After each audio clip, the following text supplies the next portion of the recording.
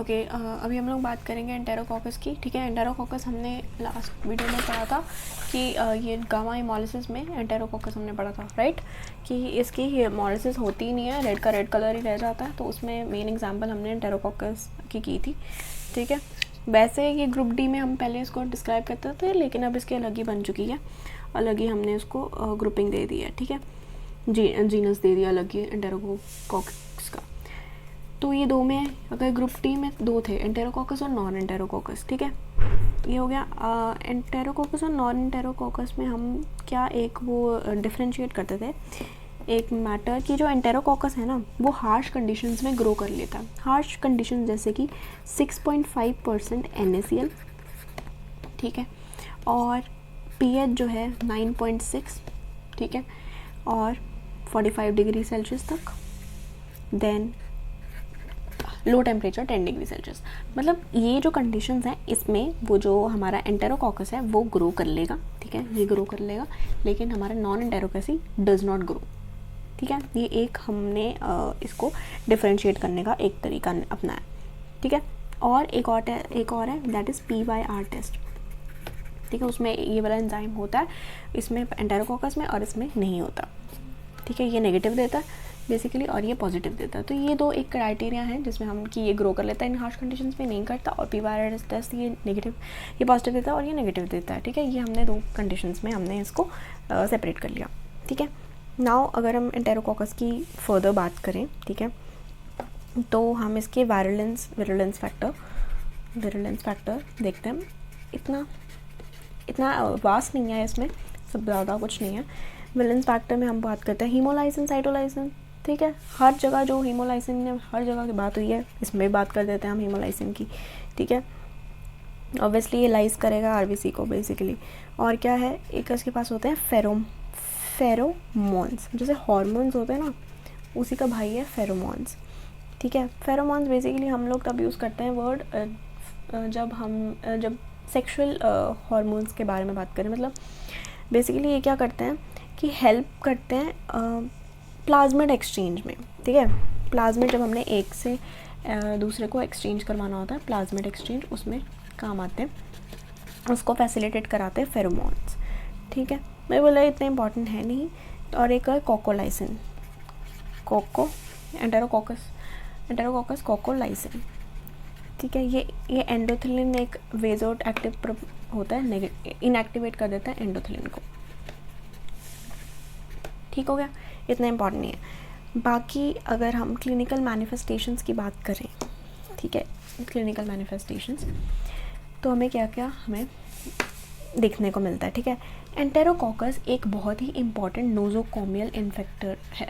Nosocomial मतलब जो intra hospital acquired pathogen है। मतलब हॉस्पिटल में सपोज आप कितने दिन से रह रहे हो, तो आपको एंटीबायोटिक्स पे हो, किस पे हो, तो फिर आपको ये वाली होना is very popular among this. ठीक है, तो इससे क्या होता है, UTI बहुत फेमस है, यूरिनरी ट्रैक्ट इन्फेक्शन। कोई आप कैथेटर यूज़ कर रहे हो है ना काफ़ी टाइम से, वो उससे हो जाता है। बैक्टीरियमिया कॉज हो जाता है अगर ब्लड के अंदर फैल जाए, बैक्टीरियमिया, एंडोकार्डाइटिस, ठीक है, मेनिंजाइटिस, ये सब हो जाता है। These are the clinical. Respiratory infections हो जाती हैं, एब्डोमिनल इन्फेक्शंस हो जाती हैं, और मैं क्या बताऊँ। ठीक है, तो मतलब बेसिकली इन्फेक्शंस हो जाती हैं सारी। दो टाइप के मोस्ट कॉमन एंटेरोकॉकस होते हैं, दैट इज़ एंटेरोकॉकस फिशैलिस और एंटेरोकॉकस फीसियम। ठीक है, अब जो फिशैलिस है ये ज़्यादा फेमस होता है, ठीक है, दैन फीशियम, ये मोस्ट कॉमन है। ठीक है, लेकिन ये जो फीशियम है ना, ये ज़्यादा ड्रग रेजिस्टेंस है इसके पास, मोर ड्रग रेजिस्टेंस। और ये जो है फिशैलिस, ये है मोस्ट कॉमन। नॉन एंटेरोकॉक्साई की जो एग्जांपल थी वो थी स्ट्रेप्टोकोकस बोविस और स्ट्रेप्टोकोकस इक्विनस। ठीक है, लैब डायग्नोसिस अगर हम देखें तो फिर सबसे पहले ऑब्वियसली हम लोग उसको स्टेन करके देख लेंगे कि उसकी शक्ल अकल कैसी है। शक्ल अकल में हमें क्या पता लगेगा कि वो ग्राम पॉजिटिव है, ये तो हमें पता ही है। ठीक है, लेकिन हमें पता लगेगा, और ऊपर से वो कॉक्साई है। ठीक है, और वो डिप्लो को पेयर्स में अरेंज्ड है। ठीक है, ये भी हमें पता लग जाएगा। उसके बाद अगर हम इनका कल्चर करते हैं, ये हमने कर लिया कल्चर। अगर हम करेंगे, ये हमने माइक्रोस्कोपी देख ली उससे, ठीक है। कल्चर में कौन, हम जो हमारा फेमस ब्लड अगार है उसको करेंगे, उससे हमें क्या पता लगेगा कि गामा हेमोलिसिस शो कर रहा है। रेयरली अल्फ़ा और बीटा भी शो कर देगा, लेकिन मोस्टली गामा हेमोलिसिस शो कर रहा है। ठीक हो गया। और मैकॉन्की अगार पे कर सकते हैं, ठीक है। न्यूट्रेंट अगार पे वही हमारा ये जो है, ये सब नखरे वाले आजकल पैदा हो रहे हैं बच्चे, न्यूट्रेंट अगार पे बहुत ही पुअरली ग्रो करेगा। ठीक हो गया। वो पिछला जो हमने किया था वो भी पुअरली ग्रो कर रहा था, ठीक है। पिछला हमने कौन सा किया था, निमोनी वाला, वो भी पुअरली ग्रो कर रहा था। कल्चर कर लिया, उसके बाद हमने उसके बाद बायोकेमिकल टेस्ट अगर हम देखते हैं, ठीक है, बायोकेमिकल टेस्ट, उसमें एक हमारे पास सबसे पहले हमने PYR की बात कर ली है कि PYR टेस्ट जो है ये पॉजिटिव देगा हमारा एंटेरोकोकस, ठीक है। दूसरी बात है कि ये एक्सट्रीम कंडीशंस में ग्रो कर लेगा, 6.5% NaCl, pH, बाइल 45, 10 डिग्री, इन सब में ग्रो कर लेगा, राइट। देन एक और टेस्ट होता है, that is bile esculin hydrolysis test, bile esculin hydrolysis test. इसमें क्या होता है कि ये जो हमारा एंटेरोकोकस है ये क्या करेगा, हम एस्क्यूलिन देंगे, ठीक है। ये एस्क्यूलिन जो है वो कन्वर्ट हो जाएगा, किस में कन्वर्ट हो जाएगा, ये इसकी हाइड्रोलिसिस हो जाएगी, एस्क्यूलेटिन में कन्वर्ट हो जाएगा। अब ये जो एस्क्यूलेटिन है ये फेरिक क्लोराइड के साथ मिलकर ब्लैक कलर दे देगा। तो अगर हम देखेंगे एक दिन बाद तो हमें पता लगेगा कि वो ब्लैक कलर हो चुका है, ठीक है। ये है बाइल एस्क्यूलिन हाइड्रोलिसिस टेस्ट, ठीक है। PYR पॉजिटिव और ये वाली कंडीशंस में भी ग्रो कर लेता है।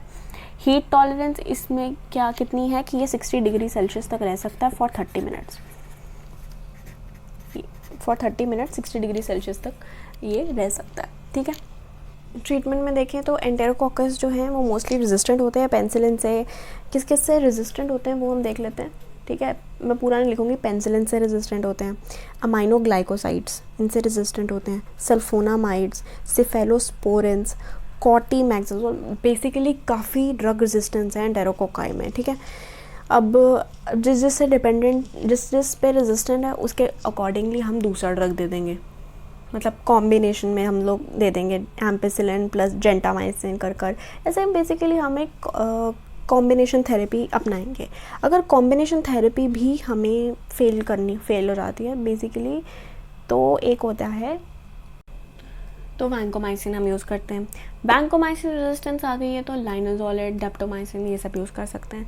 ये जो वैंकोमाइसिन रेजिस्टेंट एंटेरोकोकाई है ये हम सेपरेटली हम लोग डिस्कस करते हैं इसमें कि इसको हम स्पेसिफिक लेते हैं वैंकोमाइसिन रेजिस्टेंट एंटेरोकोकाई, ठीक है। ये आजकल बहुत ज़्यादा प्रेवलेंट हो गया है, ठीक है। और ये जो रेजिस्टेंस आती है वो किसकी वजह से आती है, वैन जीन जो हमारा होता है वो ऑल्टर कर देता है।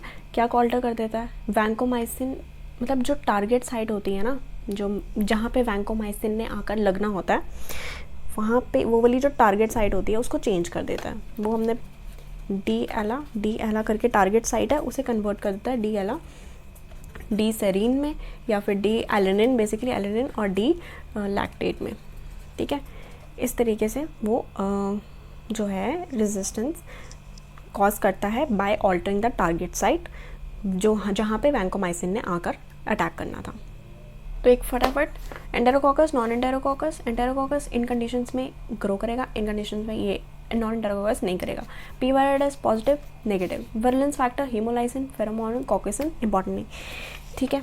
क्लिनिकली नोजोकोमियल है, इंट्रा हॉस्पिटल इन्फेक्शन होगी, UTI, bacteraemia, endocarditis, respiratory infections काफ़ी सारी हो जाती है, ठीक है। एंटेरोकोकस की दो main examples, faecalis, faecium. Faecalis most common, faecium drug resistance बहुत ज़्यादा है इसमें। लैब डायग्नोसिस करें, माइक्रोस्कोपी में देखें, ग्राम पॉजिटिव कोकाई दिखेगा हमें, और स्पेक्टिकल शेप्ड ये भी है। कल्चर ब्लड अगार करेंगे, न्यूट्रिएंट अगार में इतना नहीं करेगा, ब्लड अगार में करेगा, गामा हेमोलिसिस शो करेगा।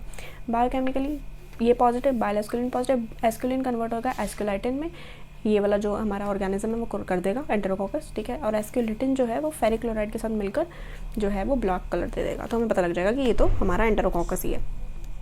ट्रीटमेंट में हम लोग इन सब से रेजिस्टेंट है ये पेनिसिलिन, अमाइनोग्लाइकोस, सल्फोनामाइड, सेफेलोस्पोरिन्स, वैंकोमाइसिन दे देते हैं। अगर इनसे रेजिस्टेंट है, वैंकोमाइसिन रेजिस्टेंस जो है वो वैन जीन से होती है जो कि ये वाले स्ट्रक्चर को टारगेट साइट को कन्वर्ट कर देती है। और लाइनाजोलिड, डेप्टोमाइसिन ये हमारे ट्रीटमेंट के अनदर ऑप्शंस। तो if you have any queries you can ask. Thank you.